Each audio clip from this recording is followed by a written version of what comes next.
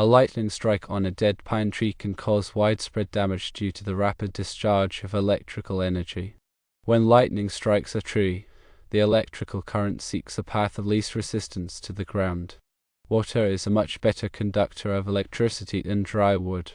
If the tree is filled with water, as in the case in Cape Coral, Florida, the lightning bolt will travel through the water-saturated wood, potentially all the way down to the roots. The immense heat generated by the lightning as it passes through the tree causes the water within the tree to instantaneously vaporize. This rapid vaporization creates a massive pressure wave, leading to an explosion. The force of the explosion can shatter the tree, sending debris flying in all directions. These projectiles can damage nearby homes, vehicles, and other structures. The ground current, the electricity that spreads out through the ground from the point of the lightning strike, can also cause damage. This current can travel through underground utilities, such as electrical wiring and plumbing, potentially causing surges and damage to electrical appliances and systems in nearby homes. If the ground current is strong enough, it can even create a trench in the ground, as happened in Cape Coral where a 14-foot trench was formed. The extent of the damage caused by a lightning strike depends on several factors, including the intensity of the lightning strike, the type and condition of the tree, the proximity of structures to the tree, and the soil conditions. The energy released during a lightning strike is substantial, often measuring in the hundreds of thousands or even millions of volts and tens of thousands of amps. This tremendous amount of energy can cause significant damage in a very short period. Firstly, to mitigate the risk of lightning damage, several measures can be taken. One measure is lightning protection systems, which provide a safe path for lightning to reach the ground, protecting structures from damage. Secondly, these systems typically consist of lightning rods, conductors, and grounding electrodes. The lightning rods are installed on the roof of a building and are designed to intercept lightning strikes. The conductors are heavy gauge wires that connect the lightning rods to the grounding electrodes, which are buried in the ground. When lightning strikes the lightning rod, the electrical current is safely conducted through the conductors to the grounding electrodes, where it is dissipated into the earth. Thirdly, another important measure is to maintain trees properly. Dead or dying trees are more likely to be struck by lightning than healthy trees. Removing dead or dying trees can reduce the risk of lightning strikes and the potential for damage. Fourthly, it is important to be aware of the weather conditions and take appropriate precautions during thunderstorms. If you hear thunder, you are close enough to be struck by lightning. Seek shelter indoors or in a hard-top vehicle. Avoid being near trees, bodies of water, or metal objects during a thunderstorm. Fifthly, surge protection devices can help protect electrical appliances and systems from damage caused by lightning-induced surges. These devices are installed at the electrical panel and at individual outlets. They divert excess voltage away from sensitive electronic equipment, preventing damage. Sixthly, grounding is a critical safety measure in electrical systems. It provides a low-resistance path for fault currents to flow back to the source, tripping a circuit breaker or fuse and preventing electrical shock hazards. Grounding systems should be properly installed and maintained to ensure their effectiveness. Seventhly, bonding involves connecting all metal parts of an electrical system together to create a common ground potential. This helps to prevent voltage differences between metal parts, which can cause electrical shock hazards. Eighthly, the National Electrical Code, or NEC, provides comprehensive standards for electrical installations, including grounding and bonding requirements. Adhering to the NEC helps to ensure the safety and reliability of electrical systems. Ninthly, regular inspections and maintenance of electrical systems are essential to identify and correct any potential hazards. This includes checking for damaged wiring, loose connections, and corroded components.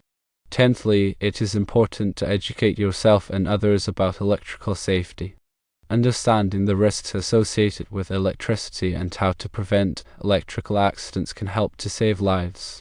In the context of a lightning strike, it is also important to consider the specific characteristics of the soil. Soil conductivity plays a crucial role in how lightning current disperses into the ground. Highly conductive soils, such as those with high moisture content or high concentrations of dissolved salts, allow the lightning current to spread out more rapidly, reducing the potential for concentrated damage in a small area. Conversely, soils with low conductivity, such as dry sandy soils or rocky soils, can cause a lightning current to concentrate in a smaller area, increasing the risk of damage. The type of tree also influences the likelihood and severity of lightning damage. Taller trees are more likely to be struck by lightning than shorter trees. Trees with shallow root systems are more likely to be uprooted by the force of a lightning strike. Trees with a high sap content are more likely to explode due to the rapid vaporization of the sap. Pine trees, like the one struck in Cape Coral, have a relatively high sap content and are therefore more prone to explosion when struck by lightning. The location of the tree relative to nearby structures also affects the potential for damage. Trees that are located close to buildings are more likely to cause damage to those buildings if they are struck by lightning. Trees that are located in open areas are less likely to cause damage to buildings, but they may still pose a risk to people and animals in the vicinity. The time of year also plays a role in the frequency and intensity of lightning strikes. Lightning activity is generally higher during the summer months, when thunderstorms are more common. The intensity of lightning strikes can also vary depending on the weather conditions. Stronger thunderstorms tend to produce more intense lightning strikes. In addition to the direct damage caused by lightning strikes, there are also indirect effects that can be significant. Lightning strikes can cause power surges that can damage electrical equipment and appliances. They can also ignite fires, which can spread rapidly and cause extensive damage. Furthermore, lightning strikes can disrupt communication systems such as telephone and internet services. Understanding the science behind lightning strikes and the factors that influence their impact is crucial for developing effective mitigation strategies. By implementing appropriate safety measures such as lightning protection systems, proper tree maintenance, and surge protection devices, it is possible to reduce the risk of lightning damage and protect lives and property. The case in Cape Coral serves as a stark reminder of the destructive power of lightning and the importance of taking precautions to minimize the risks. The event highlights the need for ongoing education and awareness about lightning safety, as well as the importance of investing in infrastructure that can withstand the forces of nature. The investigation into the Cape Coral lightning strike likely involved a thorough assessment of the damage, including documentation of the structural damage to the homes, the extent of the ground disturbance, and the trajectory of the tree debris. Experts may have been consulted to analyze the lightning strike patterns and determine the precise path of the electrical current. The findings of the investigation could be used to inform future mitigation efforts and improve building codes and safety standards. In the aftermath of the lightning strike, the affected residents of Cape Coral likely faced a range of challenges, including dealing with insurance claims, repairing damaged homes, and coping with the emotional trauma of the event. Community support and resources would have been essential to help the residents recover and rebuild their lives. The city of Cape Coral may have also implemented measures to assist the affected residents, such as providing temporary housing, offering financial assistance, and coordinating cleanup efforts. The Cape Coral lightning strike is not an isolated incident. Lightning strikes are a common occurrence in many parts of the world, particularly in regions with frequent thunderstorms. According to the National Weather Service, lightning is one of the leading causes of weather-related deaths and injuries in the United States. Lightning can strike anywhere, but it is most likely to strike tall objects such as trees, buildings, and towers. It is also more likely to strike in open areas such as fields and golf courses.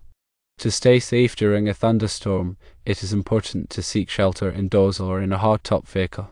Avoid being near trees, bodies of water, or metal objects.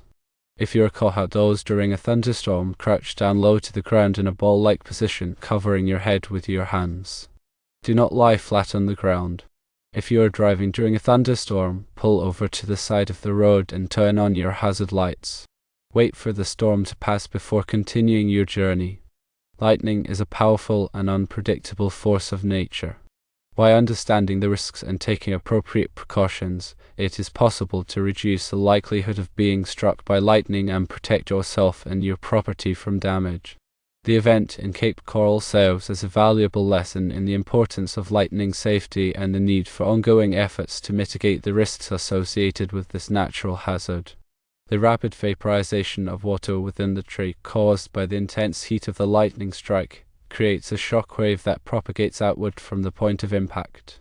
This shockwave can cause significant damage to nearby structures, shattering windows, cracking walls, and even causing structural collapse. The force of the explosion can also propel tree debris, such as branches and splinters, over considerable distances, posing a further hazard to people and property.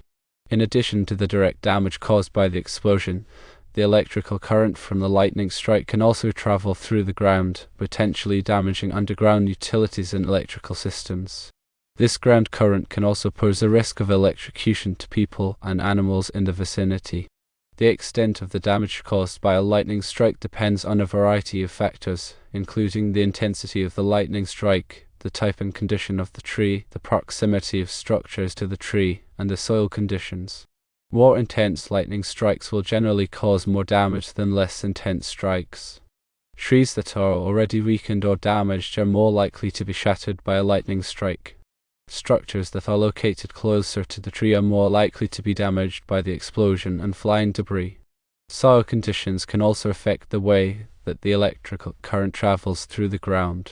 Soils with high conductivity will allow the current to spread out more evenly, reducing the risk of concentrated damage. Soils with low conductivity will cause the current to concentrate in a smaller area, increasing the risk of damage. The Cape Coral lightning strike highlights the importance of taking precautions to protect yourself and your property from lightning damage.